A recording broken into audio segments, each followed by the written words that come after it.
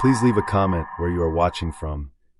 I cannot drive because I have terrible peripheral vision, and sometimes it can make bad dates awkward because I ask them to take me home. This one took the cake. I swear, all of this really happened. We were supposed to get dinner and a movie. He picked me up, seemed nervous, and wouldn't stop quickly talking when we were on the way. I just figured it was first date nerves. We went by the dinner place, about to get out of the car, when he says he actually thinks the movie is going to start before we finish dinner. They were a little busy, but I thought it was a little strange. We skipped dinner. We get to the movie theater, stood in line for him to get a ticket. I had already gotten mine online, so I didn't bring anything inside with me but my phone to show my QR scan. We get up to pay and he does the very obvious. Oh, I forgot my wallet at home. I'm so embarrassed, except he says it in a manner that suggests he was waiting for me to offer to pay. I tell him I didn't bring my card inside. He apologizes to the teller and calls me his forgetful girlfriend. Super awkward. We leave the theater. He immediately suggests that instead of going back inside to pay, that we go by his place real quick to grab his wallet. Cool. First redemption. I agree with him. We have enough time to make it back for the film. 10 minutes pass, and we pull up to his place. He asks me if I want to come inside. I say sure. We get inside. I realize he still lives with his parents. We are both almost 30. He introduces me to them. Super awkward. He immediately suggests that, since we're having such a nice time, that we just stay there and watch a movie. At this point, I'm no longer interested in screaming inside. I text a friend about the possibility of getting picked up, actively awaiting a reply. His parents offer me spaghetti, awkward, and I politely decline, but he doesn't. Eager to get the fuck out of that kitchen, I follow him to his room where he is picking out a movie. I sit down on the couch in his room and incessantly check my phone for SOS replies. None yet. He gets sidetracked, I'm barely listening, and starts playing some of his original music that is literally just a pre-recorded instrumental of Fall Out Boy and P.E.T.D. Songs with his shitty alternate lyrics badly recorded over it. I'm so cringe. I almost feel bad for the guy until he apologizes for all the uppers he's on and how he's speeding and probably acting weird. I finally get a reply. 25 minutes, and I'm fucking out of there. I let him know I may have to leave soon, so he turns on YouTube and sits down next to me on the couch. He slowly creeps closer, puts his arm around my shoulder, and uses the back of his hand to brush against my side boob. I stand up. What are you doing? You said you might have to leave soon. I thought maybe we could fool around before I took you home. Sorry, but no. You're a nice guy and all, but I'm not interested. I'm waiting on a friend to come pick me up right now. I don't think we'll be going out again. He immediately becomes a blubbering mess and apologizes profusely, claims there must be something wrong with him. He's desperately lonely. It's been years. He doesn't know how to talk to people. He's gonna kill himself if he can't get attention. All of the horrible excuses you don't care to listen to. I don't even reply. I just gather my purse and make my way towards the door. You could have at least let me give you a ride home. It's not like I'm going to hurt you. Surprised face, nope. I'm out. I start leaving his house, say not shit to his parents as I leave the way I came, and wait by the driveway for my friend. I'm out there maybe 5 minutes before he comes outside crying, telling me I've embarrassed him, and I should feel terrible for embarrassing his family, who made me a perfectly nice meal. I don't answer. He keeps yelling, eventually goes back inside. Another couple minutes pass. Comes back outside, apologizes profusely. I tell him to leave me alone. Yes. 4. Hey, good night kiss. I tell him to fuck off. My roommate/friend picks me up. We have a good laugh. We get a little closer from it. About 5 days pass. I think it's all over. I was wrong. For context, while I was talking to this person on Tinder before we met for a date, I talked a lot about food because I'm a professional chef. I mentioned once in a chat weeks ago that I needed to stop responding for the day because I have to go out to get groceries. That usually takes me a while because I go to 3 to 5 stores to get the best produce, prices, and specialty ingredients. I'm at home. It's summer. I'm dicking around on Reddit and listening to Taylor Swift. I hear the back door to the house open. I presume it's my roommate who went shopping a few hours ago. I hear the rustle of bags in my kitchen and someone putting away things in the pantry and the fridge. After about 10 minutes I go in to refill a beverage and see it's the same fucking guy from that terrible date. I hit the SOS alert button on my phone, which sends my location, a distress message, an image on both front and back cameras, and a 1-minute audio recording to a list of people I chose. I asked him what the fuck he was doing at my house, and why he thought he could just come in unannounced. You said you needed groceries. I thought it would be nice to bring you some. I invited a couple friends over. I thought we could have a double date and cook them a nice meal. Are you fucking kidding me? I see red. I start screaming and shoving him to get out of my house. At first he seems genuinely confused, then angry. I get him out of the house, lock the doors, call my roommate. He's sitting in his car in the driveway, punching himself in the face. I start yelling from the window that I've called the cops. I haven't, so that he'd leave. He does, after about 20 minutes. I installed cameras in my house. That guy ended up getting arrested a couple weeks later for assault, unsure if it was sexual or not. My roommate and I bonded through this experience, began dating about 6 months after that, and have been together 4 years now. I kept the groceries. Everyone feels lonely sometimes. For me, last night struck a little harder than usual. I'm not sure why it did, but it led to me downloading Tinder. When irrational thoughts get to you, you start to think of irrational solutions to your problem. I figured I would get on Tinder and swipe the night away, as it seemed like the easiest fix for my problem. I have always believed that dating apps aren't made to pair you with a potential lover, but rather to make you feel insecure, so you spend more time on the app. Because of this, I was surprised to find a girl called Jessica had liked me back within 10 minutes of me using the app. I felt like she was fake at first, but I'd rather find out than contemplate about the possibility, so I texted her. She responded within a few minutes, and we started talking. What felt like minutes of talking had turned into hours. When I looked at the time, I was surprised to see that it was 1 a.m., so I told her that I had to sleep because I had to wake up early for work in the morning, but that I'd love to text with her again. She replied, "Oh yeah, no problem. If you give me your phone number, we can get off this app," smiley face. Without hesitation, I gave her my phone number and went to sleep. I woke up and started the day as I usually do. I ate breakfast, took a shower, brushed my teeth, and got on my way to work. I have worked for a newspaper for over 5 years, where I get to write about all types of things. Today I had to write about a man who went missing not too far from where I live. He was 2 years younger than me and lived alone. It's been 2 weeks since his disappearance, and the local authorities decided to use the newspaper in hopes someone would have more information. As I was finishing up the story about the missing person, I got a text message from the girl. She asked me how work was, and if I had anything to do that evening. I caught myself smiling at the text message and ridiculed myself for already being head over heels for this girl, despite not having met her in person. I always tend to get attached to people too quickly, which is usually why my relationships don't go as I would like them to. Because of this, I cursed my mind for feeling this way. I waited a few minutes before answering her text, because I felt like it would make me seem more mysterious and busier than I actually am. I'm not sure why, but I figured it would be better than replying within 5 seconds. "Yeah, I'm free. Getting off from work soon. What do you have in mind?" I sent the message and went back to finish the news article. Once I had finished it, I sent it to my boss for confirmation and left work for the day. When I looked at my phone, she replied to my message. "How about you come over to my place in an hour? We can chat and have some fun." Without hesitation, I quickly opened the chat and replied, completely disregarding my previous strategy. "That sounds great. I'll be on my way soon." A few minutes after that, she sent me her address, which was not far from where I lived. It's about a 15-minute walk.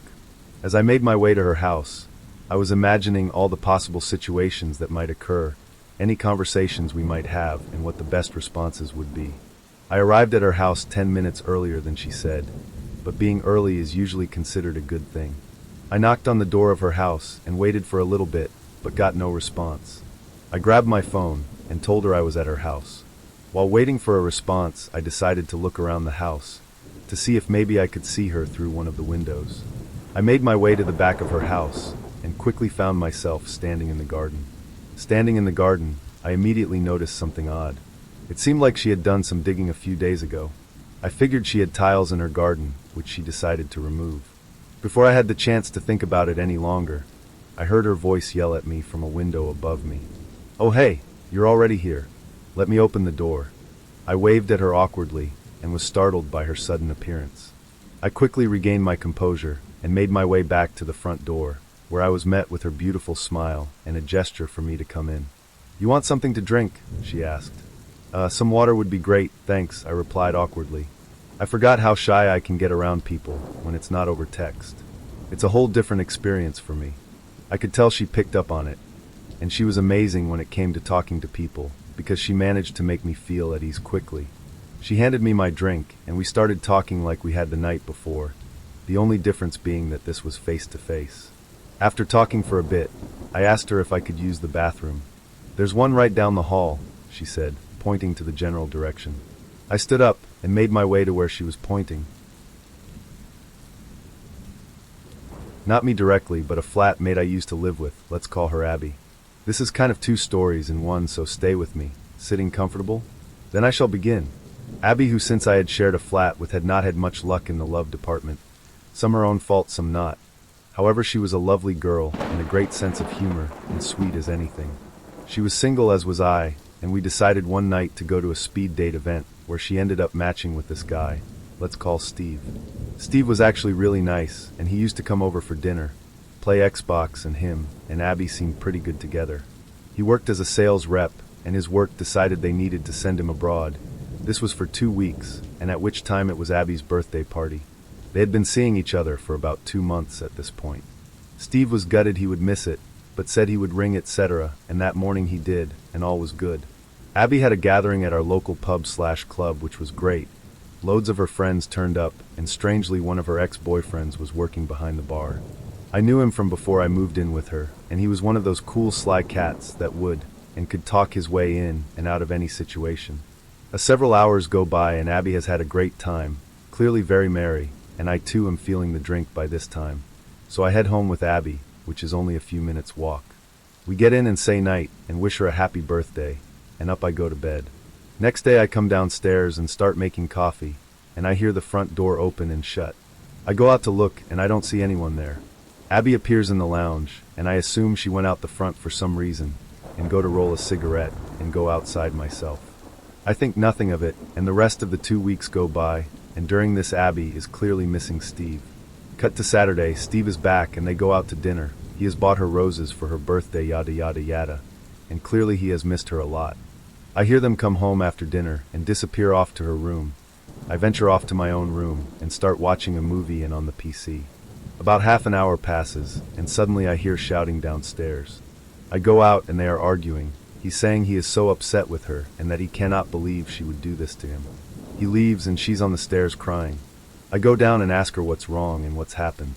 Turns out they had come home and gone to bed, and while Steve was fingering her he felt something and pulled out a used condom which had been inside her for 11 days. Let that sink in for a few seconds. 11 days. No surprises who the owner was either, the ex from her birthday party. Smooth Sly Jeff and his sly shaft. She admitted she remembers him turning up at the door. She hadn't gone straight to bed, so she was still up, and she let him in as he had brought drinks with him. They stayed up chatting, and he had given her a present. She does remember saying he can stay over on the couch as it was late, but somehow they ended upstairs. Then she remembers him kissing her, which led them to having sex, consensual. She felt terrible, but as it was a big mistake and she thought she could hide it. Clearly not. We never saw Steve again, sadly. Nice guy, and Abby regrets it completely. Only human, I guess. Now the second part is a few months later. She decided Match.com would be her ticket to a new man. She was soon flooded with matches and decided to go on a date with this guy who we will call Romeo. Before she went I was giving her advice, the usual be yourself stuff, and she went and had a great time by all accounts of the loud sex that was happening in the house later that night. The next morning she came down to the kitchen, and I asked if all was good, and she said she was happy, and she had found the one. I felt she was a little off for thinking this, first date, but she had had the bad breakup before this, so I thought she was just catching feelings early and getting caught up in the moment. She goes off for a shower, and I'm still making breakfast. Cue Romeo walking in, and without missing a beat, he says he's leaving now, and to tell her it was fun. I asked why he was going now, and that Abby would only be a few minutes. His reply was, "My wife will be home shortly. Need to get home before she does." At this point I bit my tongue and he left. Abby came down after getting dressed and asked where Romeo was. I questioned her about him and what had happened. He never told her he was married, and to top it off they hadn't used protection. Didn't even get his mobile number either, which made tracking him down impossible when she found out she had contracted a nasty STD and was pregnant. His profile disappeared from Match.com the day after he walked out. She did send a message to them, but heard nothing back. Sadly, she didn't make it to full term. I moved out about 2 years after, at which point she was happily with a new guy. Not me, but one of my buddies met this girl on Tinder, and they ended up hitting it off. I was wary though because she was like 5 years older than him. He was, I think, 17 at the time. He kept telling me how much he liked her, and that she was really attractive, and all that stuff. He ended up going out on a date with her, and they went to the movies. Me and the girl and another of my friends met up to get food before going to a movie. I kind of asked him how he was feeling about it, and he said something to the effect of, "I'm good bro, I got a piece on me right now." I assumed he meant he just had his pocket knife in case shit got wacky. Me and the other friend were going to go with him, but it was snowing, and the movie theater they were going to was a good distance away, so my dad didn't want me driving out there. Anyway, they go on the date, and my friend texts me that something is wrong. The girl ends up being disabled and has to use crutches to walk, and the crutches are the ones that go on your arms for when your legs are pretty fucked up. Now, I don't think my friend had any issue with disabled people. It was more the fact that she hid it from him. It was also a sort of catfish situation, because once my friend actually saw her in the light, she was not as attractive as she made it seem when he was FaceTiming her or whatever. Once they're in the theater, the girl keeps trying to get in my buddy's pants, but he's not into it because she isn't cute and she's disabled, and it almost felt wrong. When they get back to the car, she tells him that she has to just go pick up a friend real quick, and then she can take him home. He doesn't really want to, but she made it seem like it was close, so he agreed. At this point, he's texting me and the other friend that the date did not go well, and that they're now going to pick up a friend. Me and the friend were now getting real worried, because we thought the girl was already shady, and something just wasn't right. Come to find out, the friend that the girl had to pick up lived like 50 minutes away from where my buddy did. Plus, when the friend, who was a guy probably mid-20s and tall, got into the car, he sat directly behind my friend. Which is normal, I guess, but the guy leaned up real close behind my friend, so it was really sus. And now my friend is texting me like, "Dude, I don't know where they're taking me because they aren't dropping me back off." He said he was scared, and that he had his gun still. Now, I didn't even realize that when he said peace, he meant that he was carrying a handgun illegally. Now, me and my friend are calling 911 saying that our friend was in the process of getting kidnapped. The only issue is that no one we knew had his phone number, so the cops couldn't figure out where he was. And his snap maps was off because the guy behind him had told him to put his fucking phone away. While I'm trying to call the cops, my buddy is wondering if he should pull the gun on them, because it was obvious that they were not taking him home. And my buddy was in the army, so he knew how to use it. And the girl is driving crazy as hell, running reds, going 20 over the speed limit. And then the guy behind my friend says, "Quit driving crazy, I don't want to get caught for this shit." And now my friend is like, "Oh fuck, I'm actually getting kidnapped right now." Then he's at a stoplight right before the highway, and he's gone forever. My buddy fucking bolts from the car because it was one of those cars that the door auto opens from inside, even if it's locked. He literally sprinted for at least 2 miles to get to a gas station that's like 10 minutes from his house.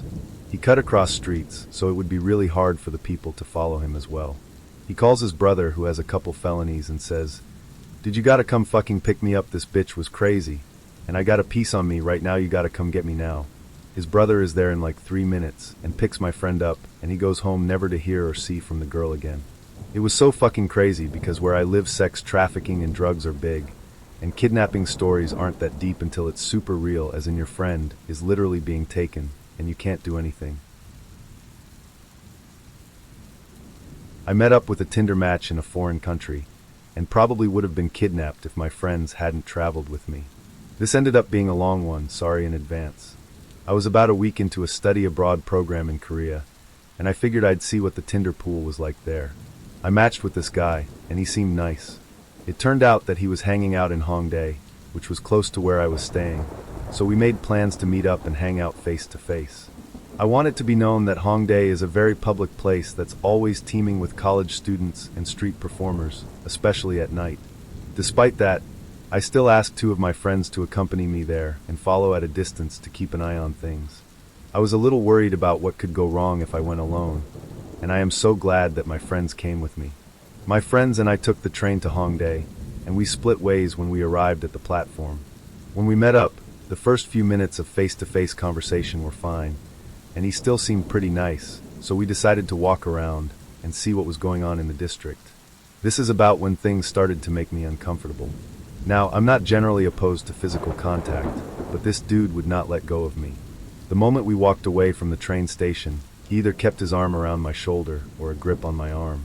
At first I thought, hey, it's a busy area, maybe he doesn't want us getting separated.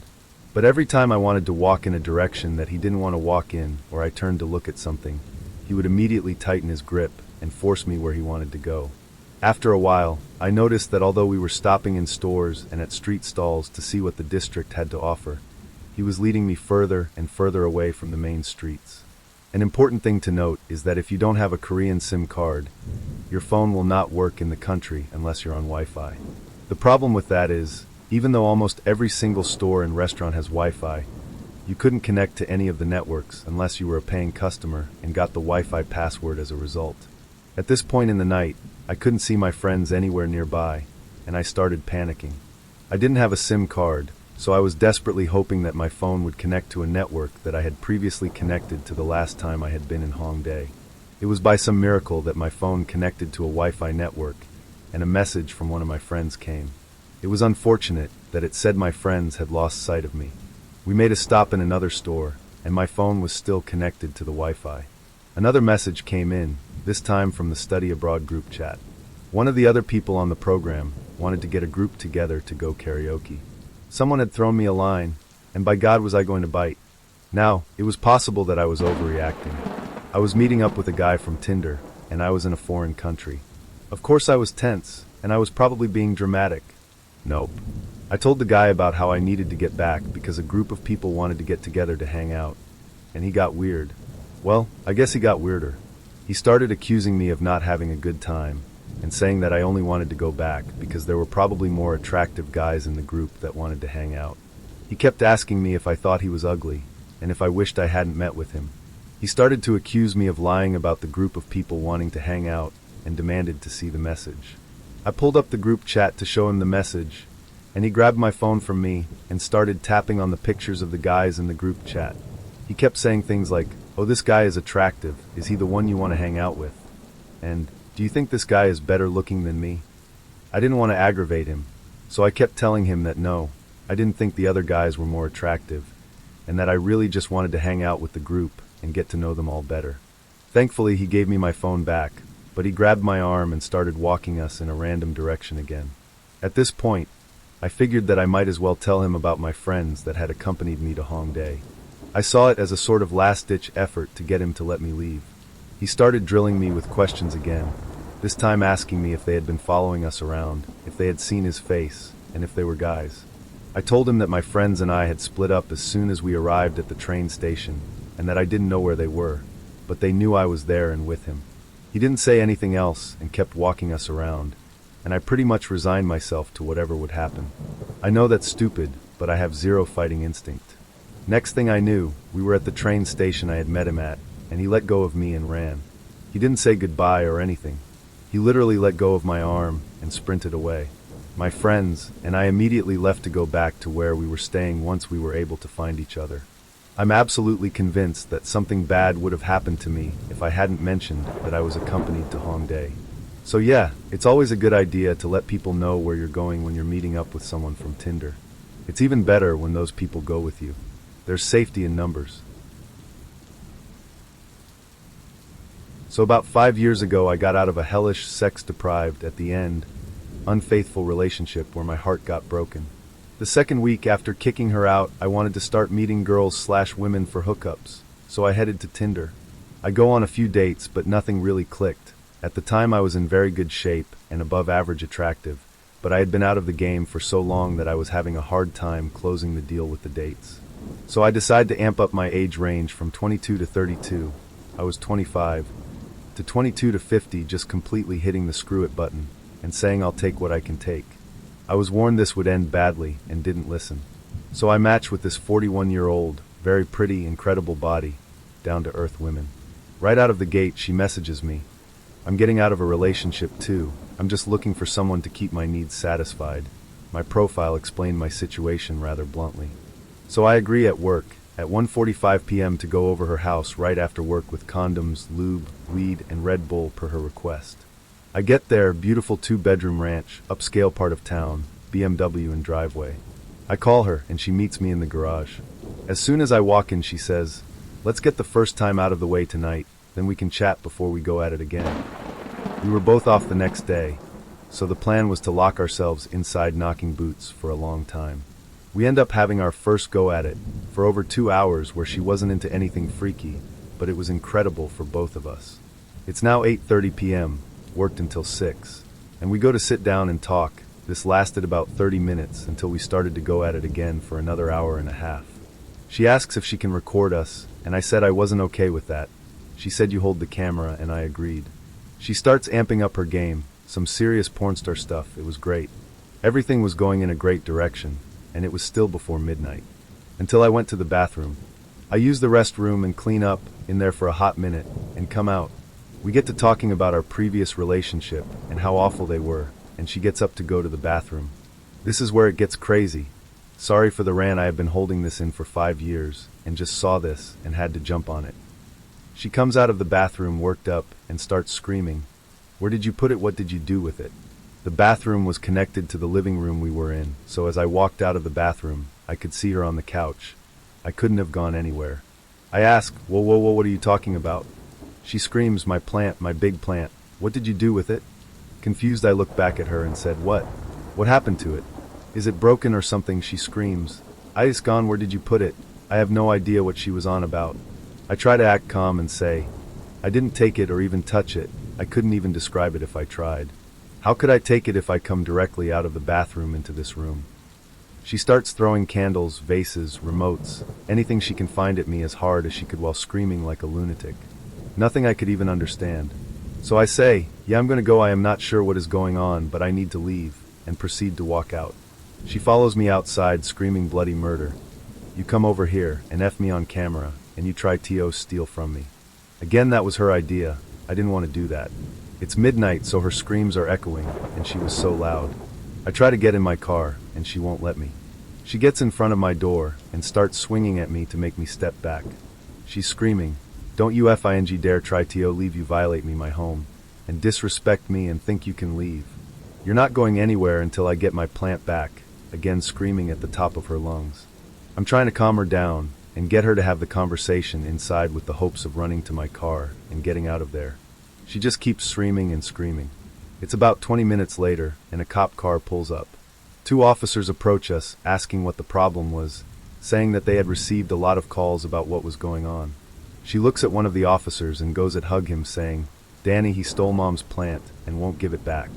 It's her brother. So now I am totally freaking out that I am going to get screwed by this women's relationship with the cop. Danny and the other officer calm her down and pull me aside. Danny looks at me and says, "So what's your side of the story?"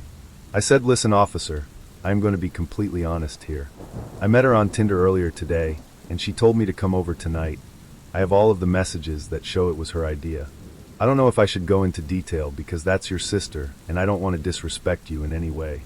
He says it's fine, just explain. So I do, in full detail, including the video and everything. He sighs and says, "Hold on." He goes to talk to his sister, she's bawling by the way, and before he takes her inside, he asks me, "Do you have any belongings in the house?" I say no, and he takes her inside. As soon as he comes out, she follows slowly behind, watching what happens. At this point, there are about 30 people crowding the surrounding driveway, watching everything unfold. Danny walks up to me and says, "Listen, my sister has gone through a lot since her divorce. Nothing on you, but she's on tough times. Do you want to press charges?" I say no, I want to go home. He turns over his shoulder and says, "To make this as simple and painless as possible with her, can I pretend to cuff you, put you in the back of my car, and have my partner follow us out in your car?" Astounded, I stood there and said, "Excuse me?" He re-explains and says for her to not make another scene where she could potentially damage my car, this would be easiest. I say fine, and do it. He pretends to put cuffs on me and walks me to the back of his car. His partner takes my keys and gets in my car. We drive for about 10 minutes as Danny explains and apologizes for what happened. We get to a Taco Bell and he pulls in. He lets me out of the car and asks if I wanted anything. I decline and wait for my car. As we're waiting, I ask him, "Is what we just did legal?" He looks at me and says, "It's helpful, here's my card. If you ever need anything within reason, please let me know." And he saves my name and number in his phone. I leave and go home. I never got to contact him, which I guess is a good thing. The worst part about all of this is about 2 months later I meet another girl, my age, and we start to seriously date. She tells me she wants me to meet her parents, so I agree. We leave her apartment in her car to drive out to her parents. I get this odd feeling that something is familiar. We pull into the driveway and go inside. Her parents are nice, sweet, and kind. We start to have dinner, and there's a knock on the door. Her father says, "Our next-door neighbor wants to meet you." She practically helped raise Lori, my GF. A chill goes down my spine as the plant lady walks in. I have no words, frozen in fear and disbelief. I must have been pale because Lori asked me, "Are you okay?" Before I can answer, the plant lady says, "Oh, I'm sure he's scared shitless right now. I can't believe you have the balls to be here." Silence. Fear. Sweat. All at once, still cannot find words. Her mother asks, "Do you two know each other?" The plant lady says, "Oh, he's the one you called the police on, the guy who raped me, stole from me, and got arrested. Are you out on bail?" "I don't want you with my Lori. You probably defiled her as well." Turning to Lori, she says, "You need to get tested because he gave me something." I am contemplating suicide by butter knife. I still can't find words. Her mother says, "Get the F*** out of my house. Remember, I didn't drive." Lori says she'll take me home, and her father says, "No, I will take him back. You are not to see this criminal ever again." I stand up and finally say, "That simply isn't true, but I am not here to argue or cause a scene. You're hearing one side to a story that Lori knows." I turn to Lori and say, "This is the date I was talking about, the one with the plant." Lori just puts her head down and says, "You should go." I say, "I'll walk to the end of the development and order an Uber." Her father says, "No, I will take you home." We get in the car, petrified, and start to drive to Lori's apartment in silence. As we get to her apartment, he says, "If I ever hear your name or see as much as a like on Lori's Facebook, I will come after you. She is my only child, and she is an innocent girl. I don't want her to be with a criminal rapist." I tell him that it is not true, and that his neighbor needs serious mental health. He goes, Yeah, which is why you left in the back of a cop car. You're not going to fool me. Don't make me repeat myself." I get out of the car and get in mind to go home. I call my friends to tell them what happened, and Lori calls me. I tell my buddy to go on mute, and I add her into the call. She tells me that she thought that she could really love me, and that I could have been someone she could have shared the rest of her life with. How could I be such a two-faced person? I try to explain myself, but it doesn't work, and the call ends with a complete and total break in communication. It was heartbreaking because she was an absolute incredible human being, and I could have married her. She was my one who got away. I swore off dating sites, and eventually met my current GF that I have been with for 3.5 years, who I plan on marrying when the time comes. It was single-handedly the worst experience of my entire life, and I have had 4 close family members die within a 2-week period. The legend of the plant lady still lives on, and has been told to all of my friends and current GF. I should have listened when my one buddy warned me that women over 40 with men under 30 is a bad idea. They're sex-craved lunatics if you meet them online. I never wanted to test the rule by having another encounter like that, so never again, never again. Thanks for taking the time to ready this short story. It was devastating, so I had a lot to get out. To sum up, male, 25, hooks up with female, 41, with passionate crazy sex. After multiple sessions and a bathroom break, she accuses me of stealing a plant, which leads to the cops getting called in the middle of the night. One of the cops being her brother, being fake handcuffed and departing in the back of a cop car to help the cop who was the brother out. 2 months pass, dating a girl, met her parents. Plant lady lives next door, helped raise GF at the time. Got accused of rape and theft. Driven to my car and threatened by the father. Talked to the GF, she broke it off completely. Could have been the one. Never Tinder hookup with older women if you are under 30. It's scary. While living in Sydney, Australia, I used Tinder. I went on a date with a Danish girl called Lena. We met in a cool wee bar in the oldest part of Sydney. We had several drinks there, and we were getting on really well. I settled our tab, and we moved into the next bar. We went to a pretty grubby Irish bar. At the bar she asked me what I would like, and I had a bottle of beer. She ordered herself a double JD and Coke. Face with raised eyebrow when the bill came this round was apparently also on me, which was my first alarm bell. We proceeded to sit in a quiet spot down the back of the bar, so that we could chat a bit more when I found myself being kissed. This went on for a while until she asked if we could sit closer to the front of the bar. We sat next to 2 guys, who were popping in and out for a smoke. She then joined them for a smoke and left me looking after the table. A few minutes passed, and they came back and she was sitting opposite me, and we chatted for a bit longer. Until I noticed that her foot was in the crotch of the guy sitting next to me. I gasped, "What are you doing, Lena? We were on a date." She responded she was European and was only being friendly. I quickly replied that I was European too and we're not that friendly. The guy got uncomfortable and went outside. She assured me that she liked me and there was nothing going on, so the date continued. We chatted a bit more until she went out for a smoke and then came back. Getting up for a smoke and chatting to other guys continued for a while. I decided to leave. I got up, went to the bathroom, put my jacket and hat on, and was about to leave, but I decided to stay and I can't explain why. While I was waiting, a group of girls arrived, and I instantly recognized one of them. We had matched on Tinder and chatted for a while, but she ghosted me. When they sat down beside me, they asked for a chair, but I said it was my date's seat. They asked where she was, and I pointed to the Lena chatting to another fella. My Tinder girl came over to me and asked if I recognized her, and I explained I did, and had wondered why she stopped chatting with me. She told me that because I was Irish, she didn't want to get involved in case I was a tourist, which I guess is understandable.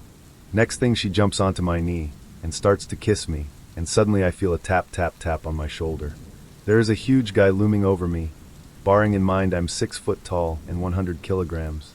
"You're supposed to be on a date with this girl," and he points to Delina across the bar, looking very miffed. I responded, "I know that's what I thought too, but I haven't seen her this past hour." He shrugged and left me to it.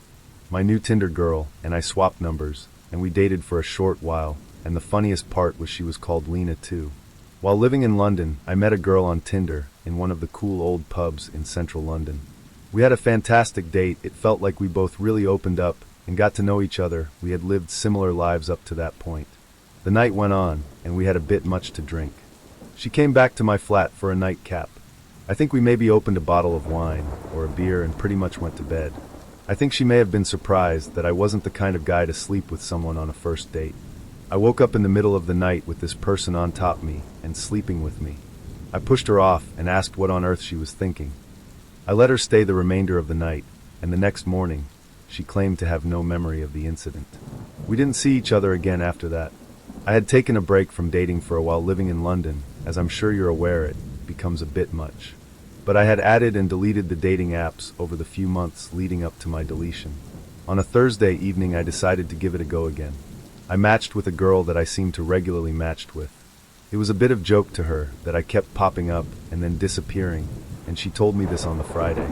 So after some pestering, I agreed to meeting with her, but I regularly cycled to work and explained that as it was impromptu, I'd be in my PE kit.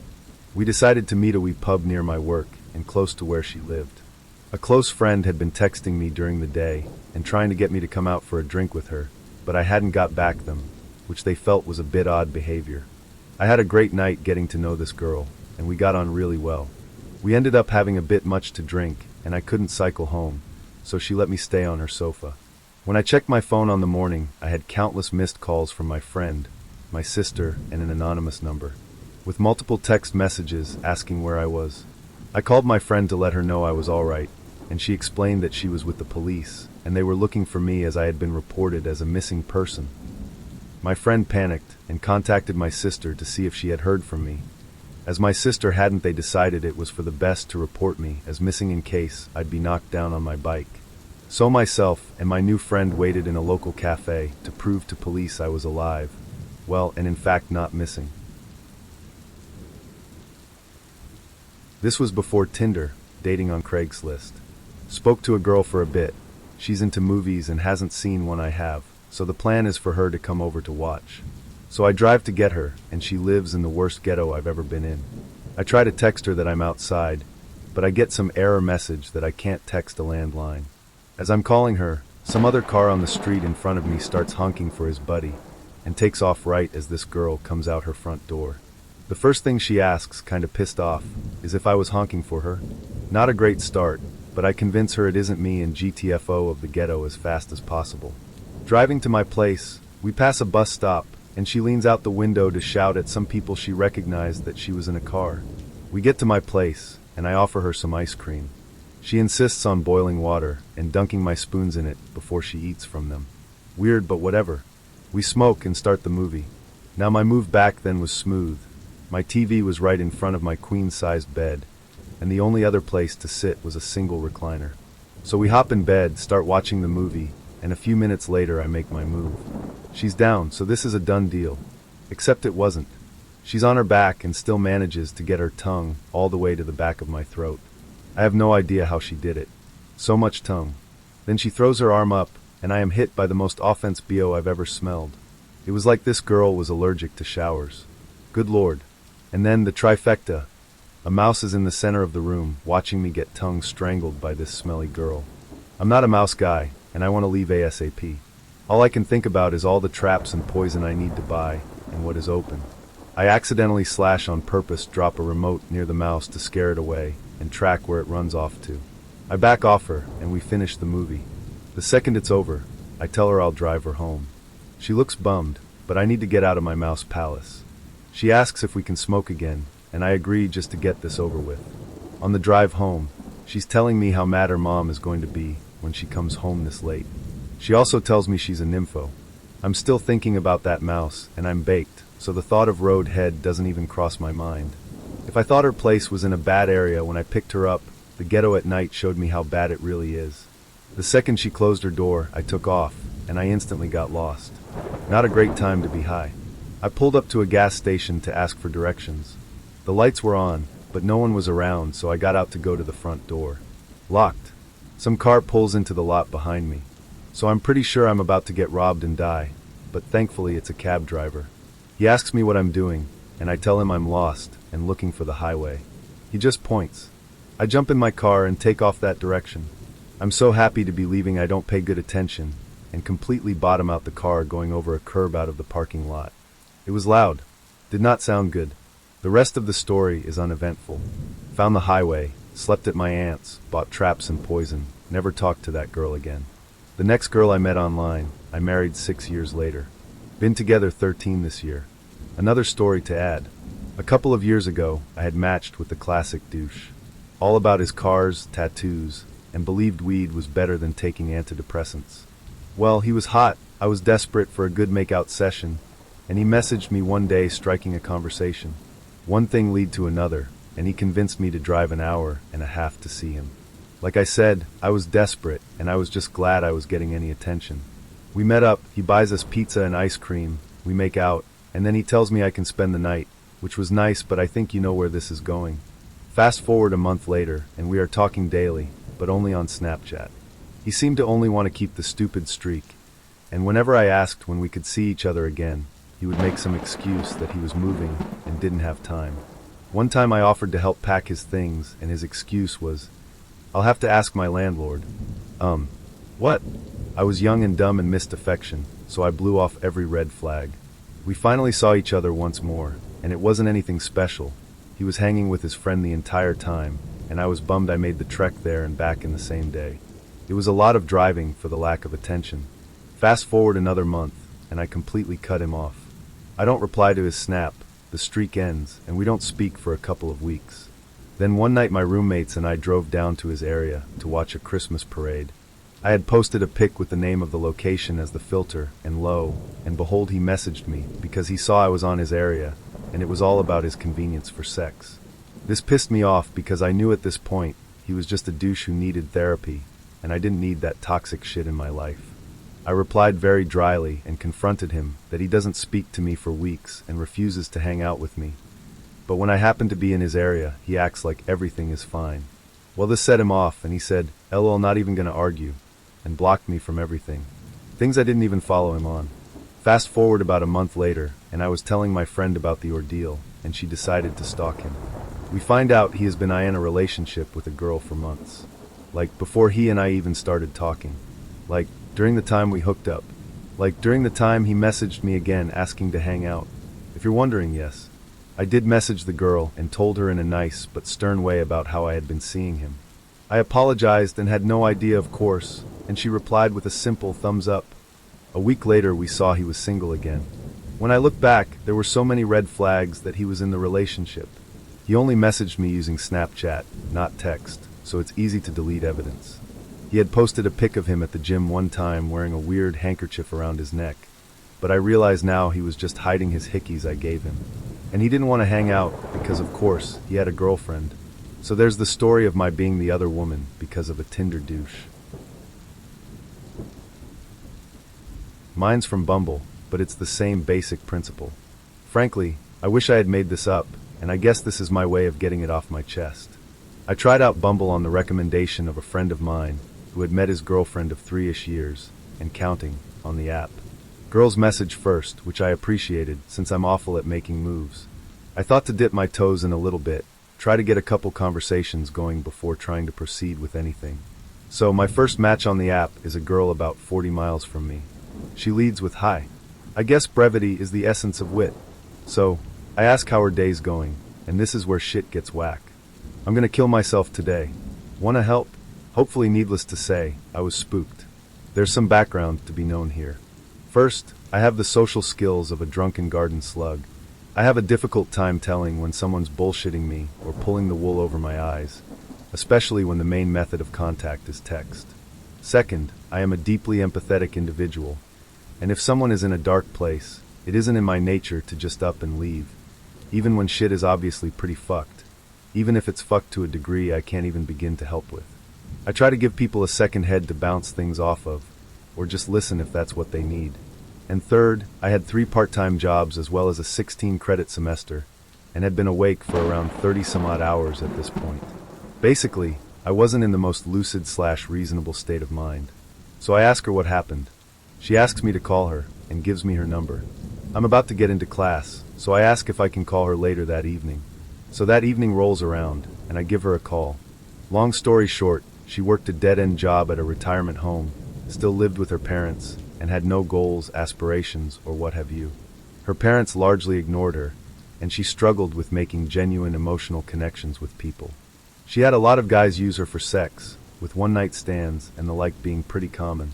I tried to listen more than to talk, since it was pretty clear that this was building up for a long time, and I may very well have been the only one to ask and or listen. We talked for about 45 minutes, with her venting and me just quietly listening. We text on and off for the next couple of days, then she goes quiet for about 6 days. I text her and just ask how she's doing. Who is this? Okay, ow. It's definitely a hard yeet. Sorry, is this? I could have the wrong number. No, this is. I refresh her memory, and she's in a difficult spot. She cut her wrist and arm up so bad she needed stitches. She sent me a photo, and I could tell she knew what she was doing.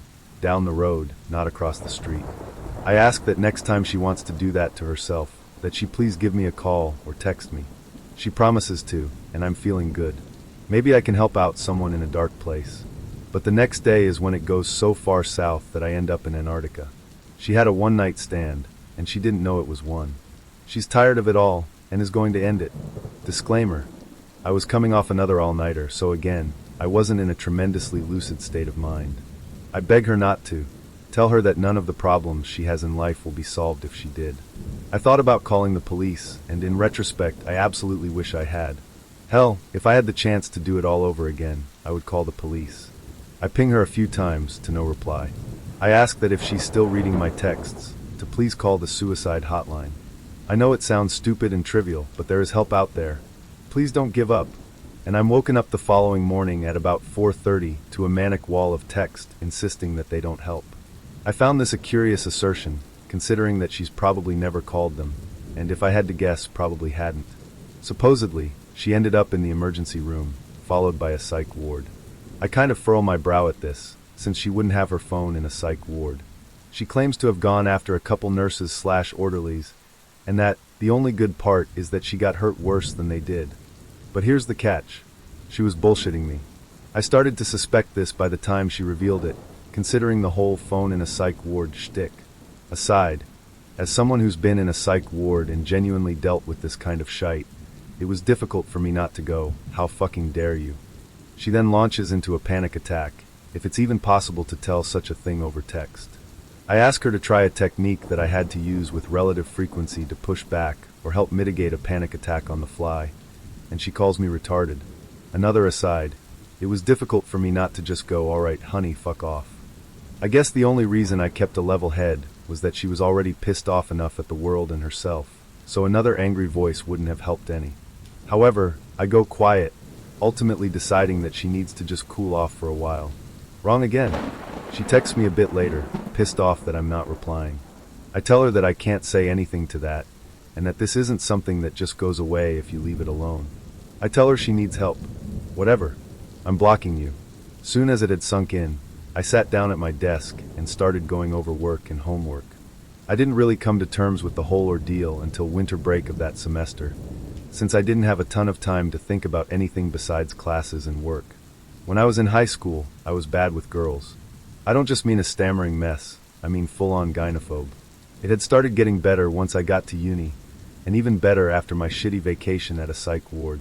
But she dredged it all back up, and I'm only recently starting to pick up the pieces. I've got my own problems to sort out, and this was kind of a harsh lesson, albeit not unjust, that some people are in need of greater help than a verbal punching bag. I guess my biggest regret on the whole ordeal, aside from the fact that it even happened in the first place, was that I didn't call the police.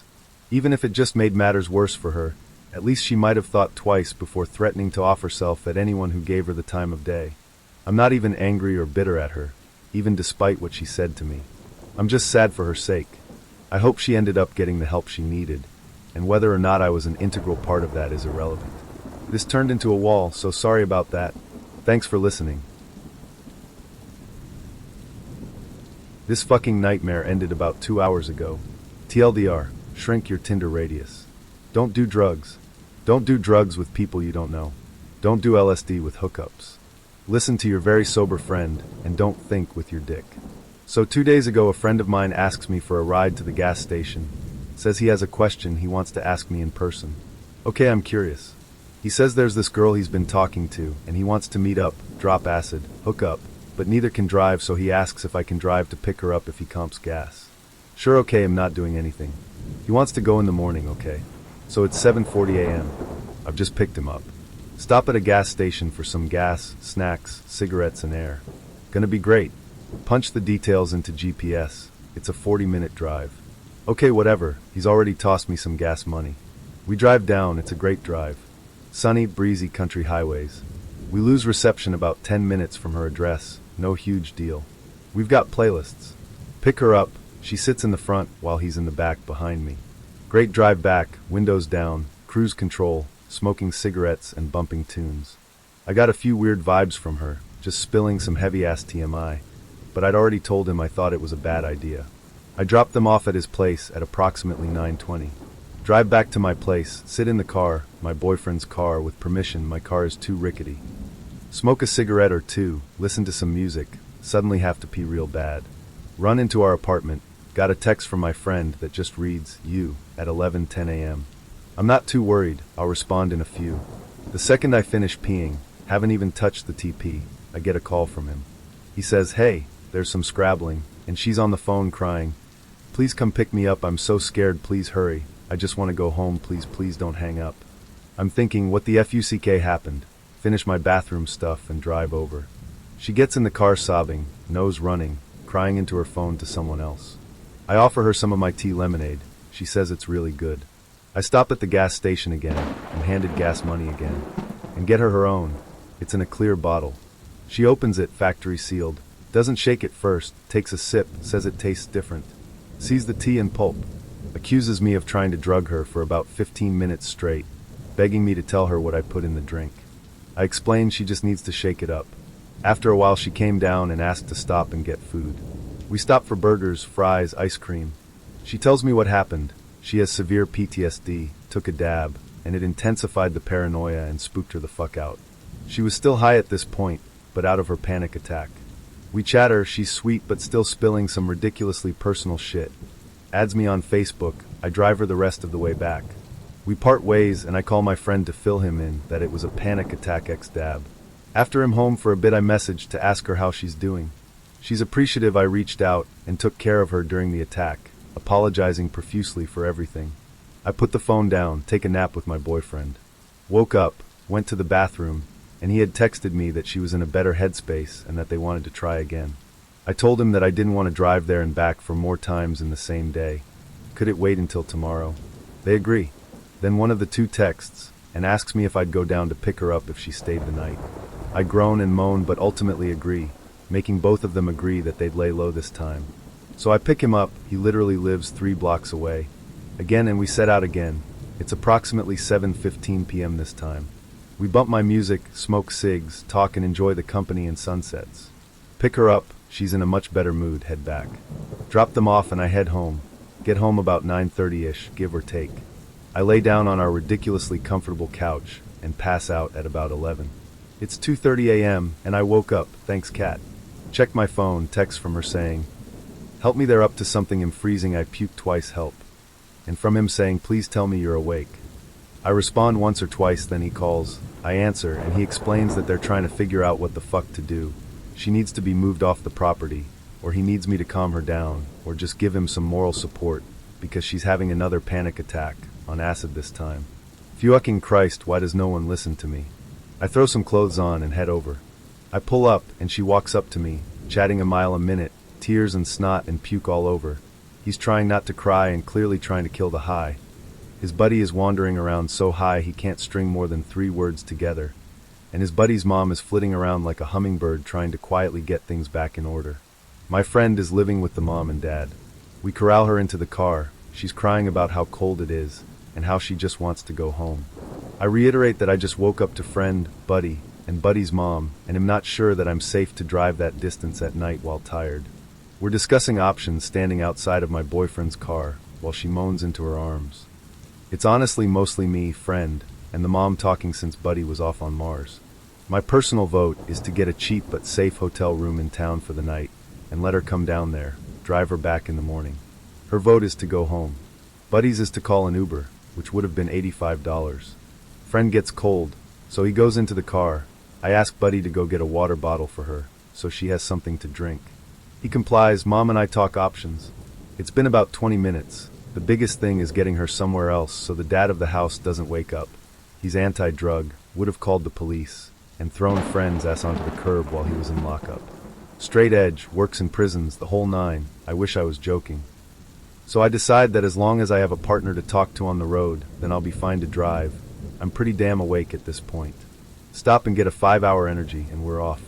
Car ride is fucking silent the whole way.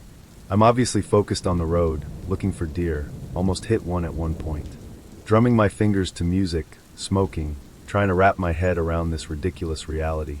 Drop her off and leave right away. My friend and I talked the entire way back about what happened, life, sobriety, religion. It got fucking deep. As we're coming off the highway into town, friend gets a text from Buddy that dad just woke up. I ask him if he wants to lay low at our place for a bit, since he's still tripping. He agrees, we drive to my place. Turns out dad doesn't work today. Friend crashed on the comfortable couch, got some sleep. I just dropped him back off, sobered up, about 2 hours ago. In total, I spent almost exactly 6 hours behind the wheel and was comped gas and emotional labor. It was an experience.